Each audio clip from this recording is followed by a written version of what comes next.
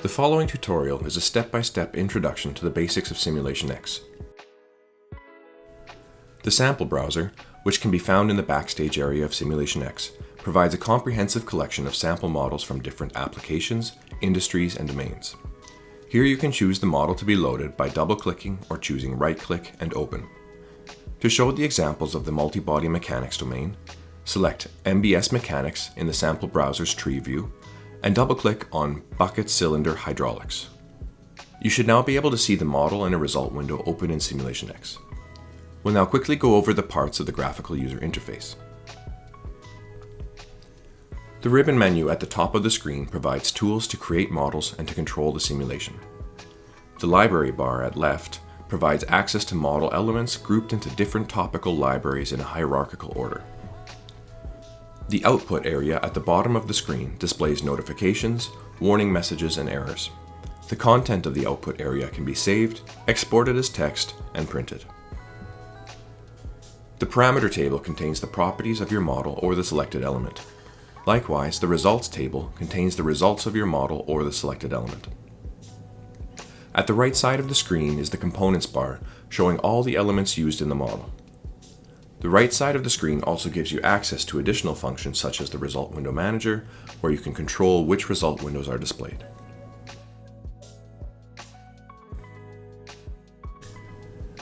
The diagram view shows the schematic structure of the simulation model. Additional information such as graphical elements and text can also be added to the diagram. To zoom in or out of the diagram view, use the scroll wheel of your mouse or the buttons at the bottom right of the screen. To move the view of the model in the diagram view, hold the scroll wheel button and drag. The 3D view shows a three-dimensional visualization of the model. Some libraries, for example Mechanics MBS, also allow you to build models interactively in 3D. To zoom in or out of the 3D view, you can use the scroll wheel of your mouse. Holding the scroll wheel button while dragging will rotate the model view. To move the model view, press Shift while holding the scroll wheel button and dragging. Result windows show selected results in a chart. Values can be quickly exported by copying the result window, or you can perform further analyses of the simulation results directly in the result window. This model is a good example of a multidisciplinary system using elements from different libraries and different physical domains. The yellow elements and connections represent 3D mechanical structures using the MBS library. The green elements and connections represent the hydraulic system using the hydraulics library. These two subsystems are linked using 1D mechanical interfaces, which you see in black. There is also an example of a signal block, commonly used for control structures, which you see in blue connected to the valve. To perform your first simulation, press Start in the menu bar. You will see the results appear in the result window, together with the effects in the 3D view and the current simulation time in the bottom right corner.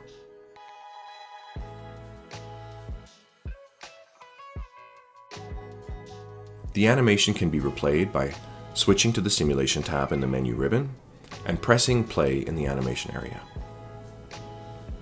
In the results window, we see plots of the extension of the hydraulic cylinder and the cylinder force. SimulationX is a dynamic multi-physics system simulation tool. What we are seeing are the results of a calculation of the physics underlying this combined hydraulic and mechanical system. Close the model by right-clicking on the tab of the sample model, either in the diagram or 3D view, and selecting Close Model. When asked whether you want to save changes, select No. We'll now build our own simple model.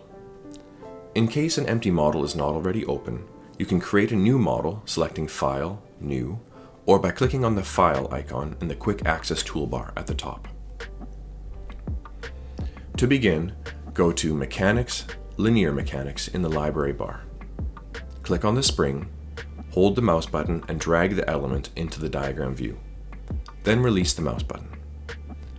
Now, drag the element mass from the library Linear Mechanics into the diagram view and drop it there. In order for the elements to interact with each other, they have to be linked through connections. Place the cursor over the second connector of mass 1. The connector turns red and the cursor changes. Press and hold the mouse button and drag the connection towards the first connector of spring 1. Now place a model damper element from linear mechanics in the diagram view.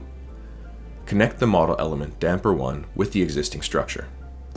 You will notice that you can also connect a connector with an existing connection.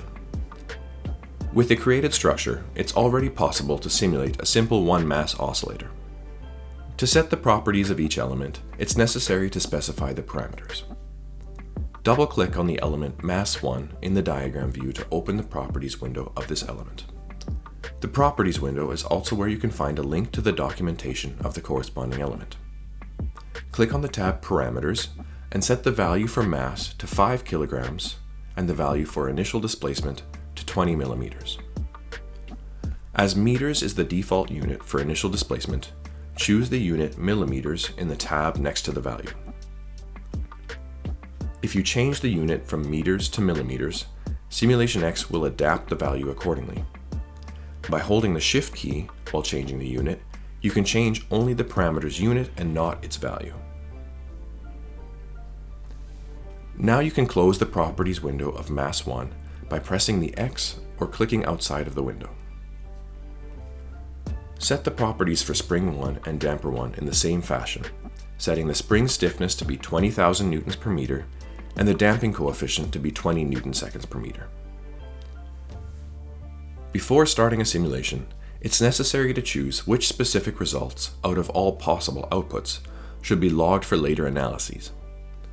Open the Properties window of Mass 1 again and go to the Results tab. Choose Displacement and Velocity as the results to be recorded by clicking on the corresponding symbol. It will change to a checkmark. Change the unit of displacement to millimeters and close the Properties window. To control the simulation and specify its settings, open the Properties dialog in the Simulation Control section of the menu bar. Define the time period of the simulation by setting Stop Time to 2 seconds. Click the Play button to start the simulation. In order to display the recorded results in a chart, open the Properties window of Mass 1, go to the Results tab, and drag the checkmark symbol for displacement anywhere in the diagram view. A result window will appear. It shows the value of the displacement of Mass 1 over time.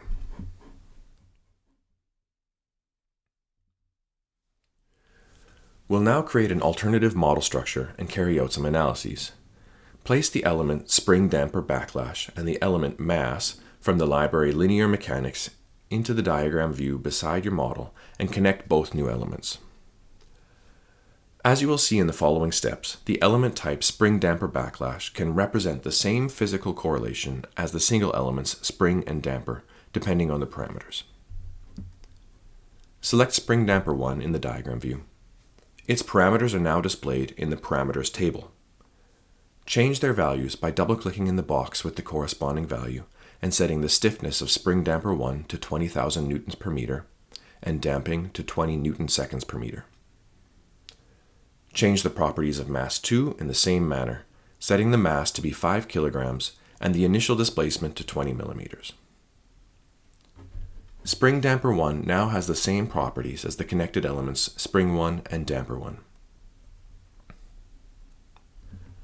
Select mass 2 and click on the result window symbol for the displacement in the results table to change it to a checkmark.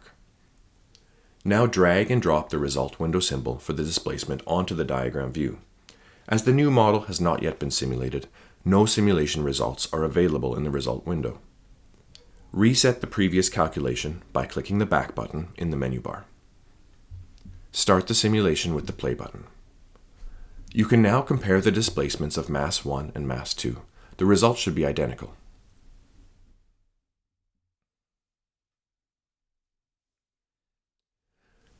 Select spring damper 1 and mass 2 by drawing a rectangle in the diagram view while holding the left mouse button. Releasing the mouse button selects all model elements inside the frame. Copy the model structure of the one-mass oscillator by dragging one of the selected elements while pressing and holding Ctrl, and drop it into position. Alternatively, you can use Ctrl-C and Ctrl-V to copy and paste the elements. As you can see in the corresponding properties windows, the copied model elements have the same settings as their corresponding archetypes. Link Mass 2 to Spring Damper 2.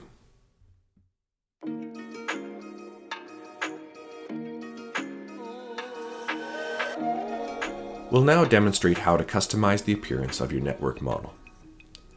Activate the connection between Mass 2 and Spring Damper 2 by clicking on the connection. Change the routing of the connection between those two elements by grabbing a control point and dragging it to a different position. To delete the connection between Mass 2 and Spring Damper 2, press Shift while hovering over the connector. As soon as the scissors symbol appears next to the cursor, click and the connection with the next element will be deleted.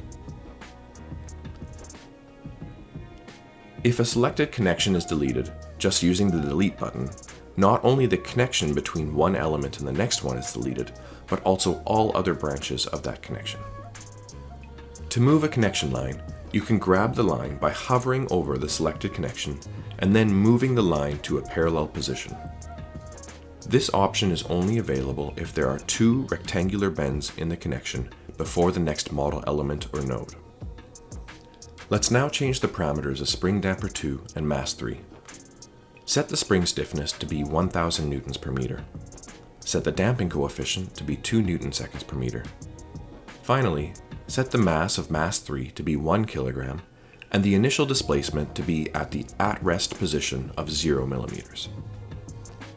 Afterwards, change the parameters of the simulation by clicking on an empty space in the diagram view. The parameters for the simulation appear in the parameters table. Increase the stop time to 3 seconds.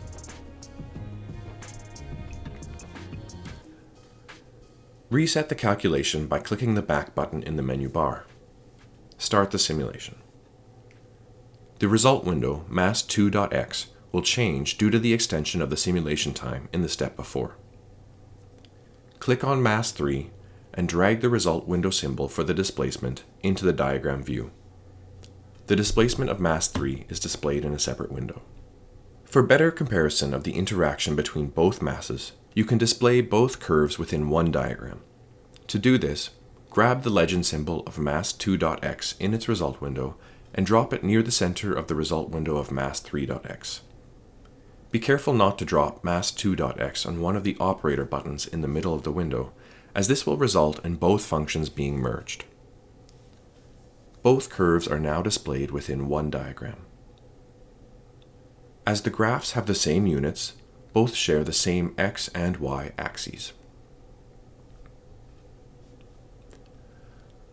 To change the settings of the result window, click the button for the property bar in the menu. By selecting Panel, you can specify settings such as font, font size, line width, etc. for the diagram. To improve the contrast between both graphs, select mass2.x and change the color to dark blue.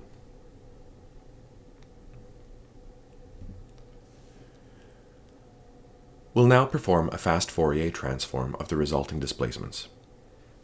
As can be seen in the result window, the vibrational behavior of Mass 3 is influenced by more than one eigenfrequency.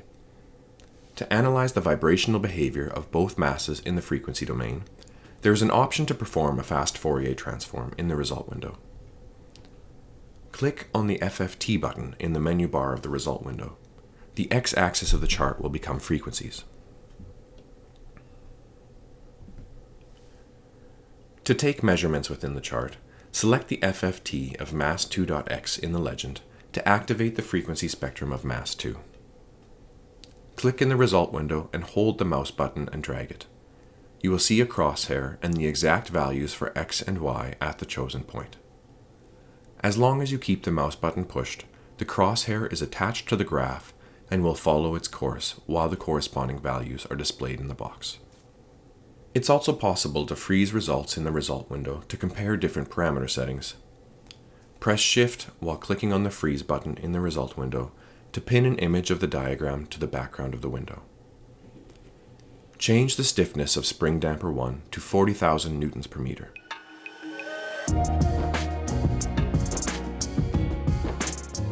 Reset the calculation to the start and simulate. You will now see the results of the calculation with changed parameters in the foreground and the ones from the previous calculation slightly faded in the background. This introductory tutorial gave you some brief insights into how to use SimulationX. If you want to learn more about how to use SimulationX, please take a look at our other tutorials and the links to training in the video description below.